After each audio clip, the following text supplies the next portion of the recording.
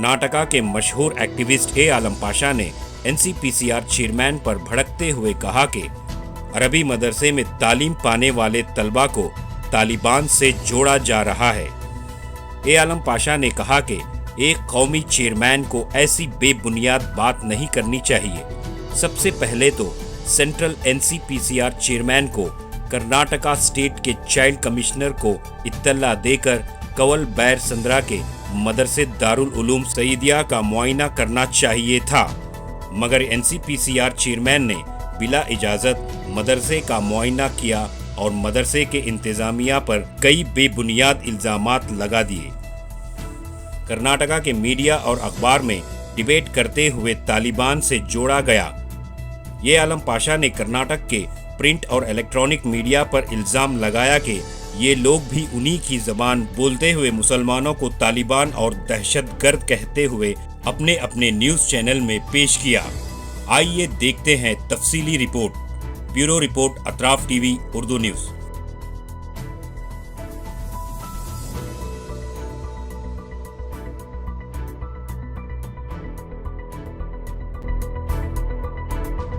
बहुत अफसोस की बात है कि कल परसों इतवार के दिन दारुल उलूम सईदिया कावल बैरसंद्रा इसमें चंद लोग आए 13 और फिर तमाम कमरे वगैरह देखा, वहाँ की सफाई और मतबख वगैरह देखा। वहाँ किसी किस्म की कोई कमी उनको नहीं मिली। जाते हुए उन्होंने कहा कि कोई चीज़ नहीं है, माशाल्लाह बहुत अच्छा है, तारीफ करके वापस हुए। और फिर वहाँ जाने के बाद बाहर जाकर उन्होंने अपने अंदर का जो शर, मुसलमान दुश्मनी जो उनके अंदर मौजूद थी उसको उन्होंने जाहिर किया। और फिर उसके बाद कई टीवी वाले आए और उन्होंने दारुल उलूम सईदिया में दाखिल होकर गलत बातें कहने लगे और इस किस्म की बातें कि गोया बच्चों को वहाँ बहुत इज़्ज़त दी जा रही है, भूखा रखा जा रहा है और उनके रहने सहने की जगह इंतहाई पाक नहीं है, ऐसी जगह बच्चों को रखा गया है वगैरह वगैरह। इस किस्म की बातों को उन्होंने शाया किया और अब तमाम खबरों में तमाम अखबारात में ये आम किया जा रहा है। आपसे मैं कहता हूँ, तमाम बिरादरान इस्लाम से, बल्कि तमाम बिरादरान वतन से मैं कहता हूँ कि ये इंतहाई गलत है।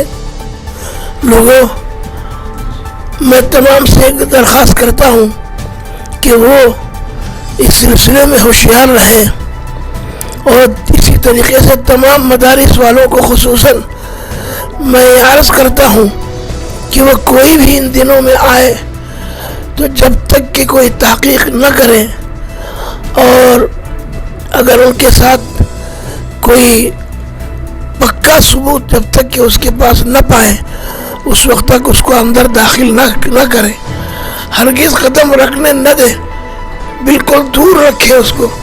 इस किस्म के आजकल शरपसंद अनासिर बहुत मुमकिन है कि आम हो रहे हों और फिर 24 के इलेक्शन के लिए इसको इन्होंने इशू बनाने की कोशिश की हो। इस बिना पर तमाम लोगों से, तमाम मदारिस के जिम्मेदारों से मैं ये कहता हूँ कि आप तमाम हजरात चौकन्ना रहें। किसी भी आदमी को मदरसे के अंदर जब तक कि पक्का सबूत ना हो आने न दें।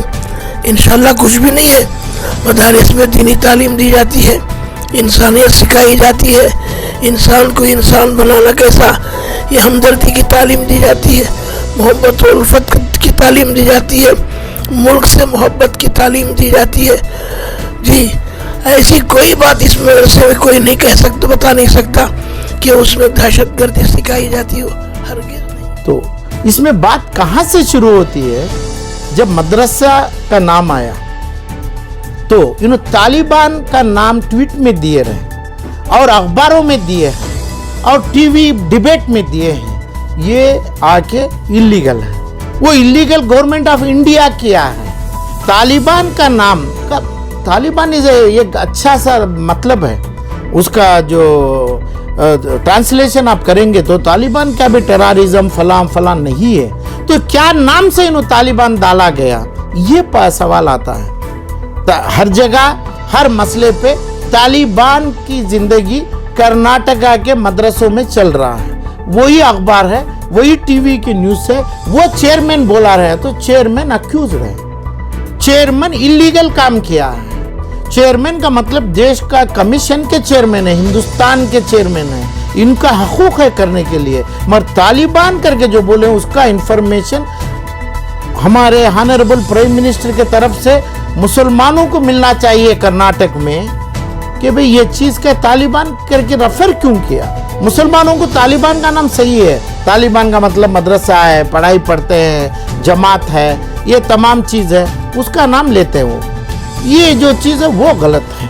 और दूसरी बात, जो कल से जितने चल रहे हैं हमारे कर्नाटक में, या हर मीडिया जो कन्नड़ा चैनल में चल रहे हैं, कर्नाटका के पूरे चैनल में, और मुसलमान भी चला रहे हैं यहाँ पे गलती है। अब इन्होंने क्या किया, चेयरमैन जुवेनाइल एक्ट के 42 सेक्शन 42, सेक्शन 34, सेक्शन 75, 31 में क्या होता है, चाइल्ड वेलफेयर कमेटी जो कर्नाटक में है, चाइल्ड वेलफेयर कमेटी, उसको रेफर किया। कर्नाटक में उसके चेयरमैन है, क्या पहले शोभा देवी थे, उसके बाद इंदिरा है, मंजू है, ये तमाम ऑफिसर बेंगलुरु के चेयरमैन और कमेटी है, इनके पास ही चलेगा। जब स्टेट का एक कमेटी हो गई, सेंट्रल का इनसे ही काम करवाएंगे, इनसे ही पुलिस थाने में काम करेंगे। पुलिस थाने में एफआईआर ऑलरेडी 1 लग चुका है और ये सेक्शन के अंदर इन्होंने केस रजिस्टर करे हैं। ये सभी तमाम बात नहीं किए, बात ये किए तालिबान, टेररिस्ट और फलां और ये दूसरे, और मुसलमान के एंकर, मुसलमान के सोशलवादी और मुसलमान के अमीर शरिया, इतने लोगों की बात हुई।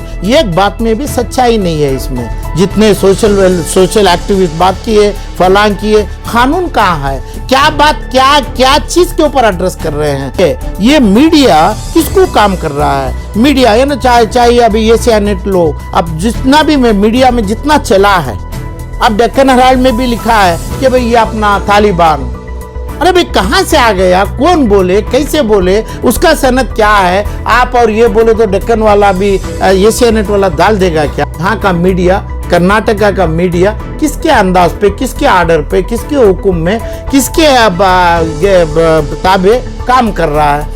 जितना कल से चल रहा है, परसों से चल रहा है, कहाँ है ये बात? कहाँ ये मुसलमान के जो ठेकेदार बन के आज टीवी में डिबेट कर रहे हैं? अब बात आती है हैदराबाद से। हैदराबाद के लोग भी जब करते हैं, ना बीजेपी को ना मेरे भाई असदुद्दीन ओवैसी को संबंध है, हम नहीं मानेंगे।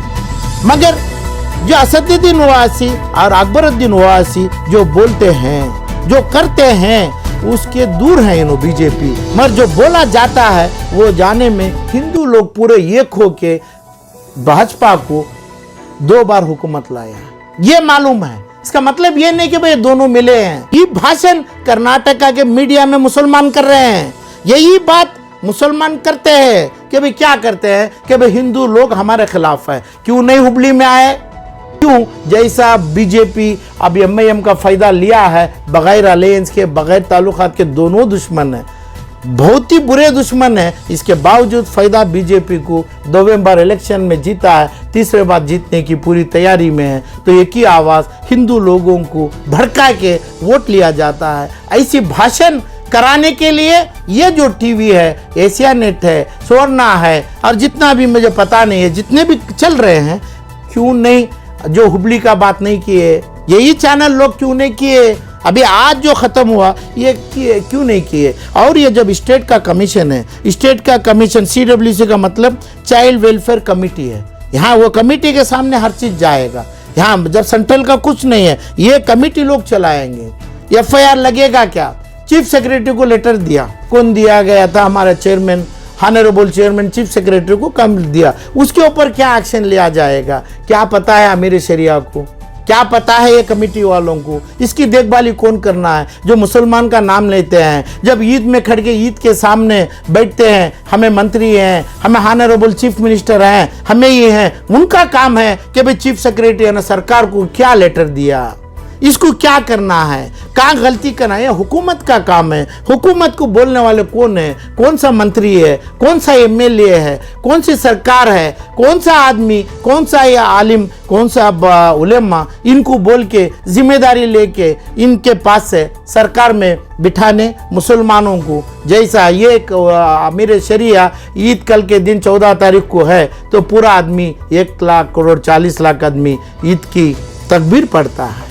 ऐसा ही वोट कराने जब हमें खड़ते हैं 1,40,00,000 मुसलमानों के लिए भी उनका वोट जब लेते हैं, ये तमाम चीज़ का हक होता है हमें कि भाई पूरे मुसलमानों को हमारे इदारों में कानून से पढ़ने चलाने, कानून से चलाने, जिस जगह पे मंत्री MLA गवर्नमेंट होती है वहाँ से उसकी हिफाजत करें।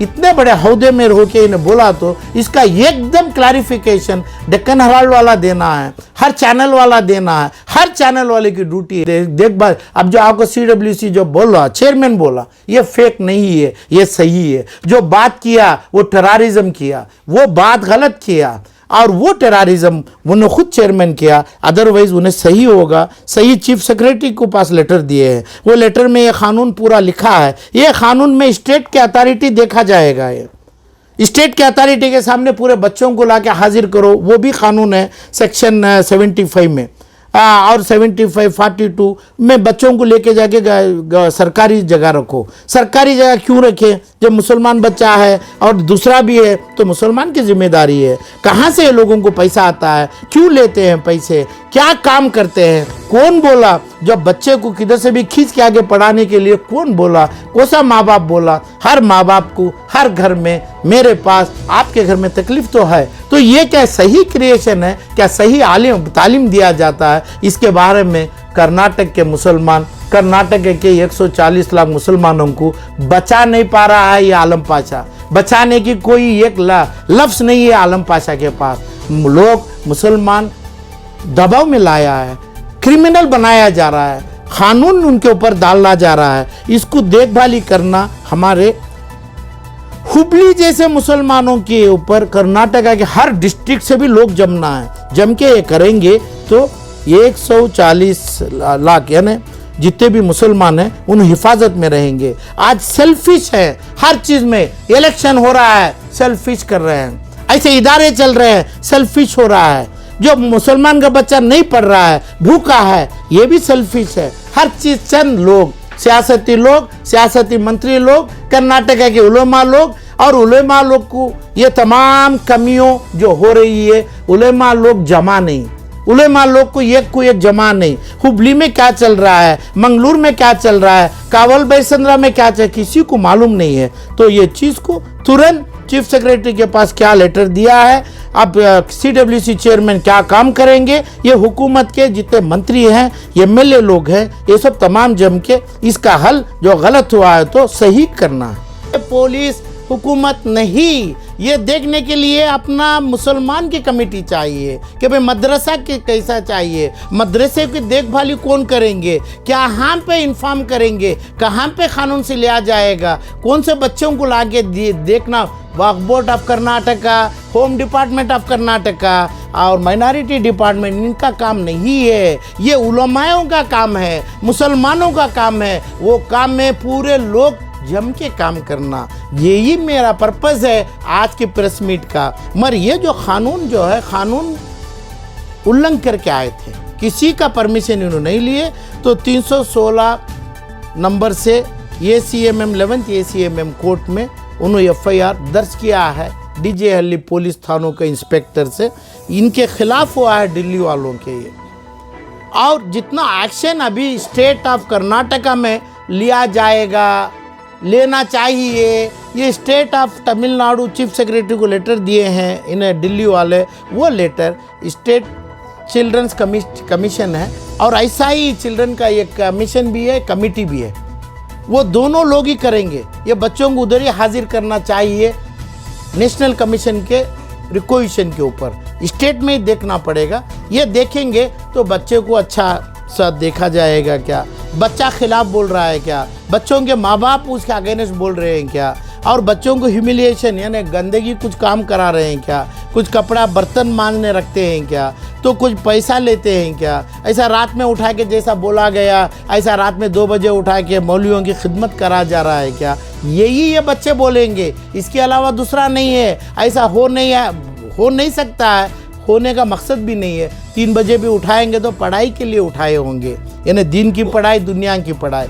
मगर वो जो चीज़ है, बच्चा अच्छा तालीम किया है, कर रहा है, तो कौन सा कंप्लेंट, कौन सा कमीशन, कौन सी कमेटी में भी ये लेके छोड़ देंगे, करा नहीं जाएगा, नहीं उनके ऊपर कानून उल्लंघन करके ये काम कर रहे हैं। तो नेशनल चेयरमैन के ऊपर, उनकी कमेटी पूरे मेंबर्स के ऊपर जो स्टेट गवर्नमेंट से केस दर्ज हुआ है, ये जो काम उन्होंने किए NCPR उनके पावर जो है वो किए, मगर स्टेट को इस्तेमाल नहीं किए, स्टेट के पावर को उल्लंघन किए, वो अंदर वो डायरेक्शन के ऊपर इनको वो इसमें इनके ऊपर FIR, सही FIR दर्ज हुआ है। कितने हद तक चलेगा कानून देखा जाएगा, कानून के ऊपर है। उलमा इकराम की बहुत बड़ी जिम्मेदारी होती है ये तमाम करने के लिए, नहीं तो मुसलमान को बोल रहे अब जिस जगह हो रहा है। अब ये अहमद बुखारी साहब हर चीज़ में सियासत खेले पिछले 50 साल से 60 साल से, तो दिल्ली, यूपी, पूरे बाजू के पूरे स्टेटों में मुसलमानों की कोई इज्जत नहीं है, कोई हिफाजत नहीं है। उलमा के नाम से इमाम बुखारी, अहमद बुखारी जो किए, उनकी ख्वाहिशात और उनकी क्या बोलते ग्रीडी तरीके से, तो कर्नाटक में ऐसा नहीं होना चाहिए। जैसा हुबली का नाम दोबारा ले रहा हूँ मैं, हुबली जैसे पूरे 28-30 डिस्ट्रिक्ट के भी उलेमा मुसलमान, हिंदू मुसलमान के साथ हैं, वही हो के मुसलमानों को अच्छा क्या होना है वो काम कानून से, कानून में जो आप बने हैं MLA MP, वो लोगों से उन्होंने भी करना वो काम, उनके ऊपर जिम्मेदारी छोड़ के उलेमा इकराम जम के करने का वादा करना है। नहीं तो मुसलमानों को इन लोगों भी जैसा कल 11 बजे 9 बजे नमाज है बोलेंगे तो मुसलमान खड़ेगा, वैसा खड़ नहीं पाते हैं मुसलमान कोई उलेमा के बात। अतराफ टीवी, हर बात सच के साथ।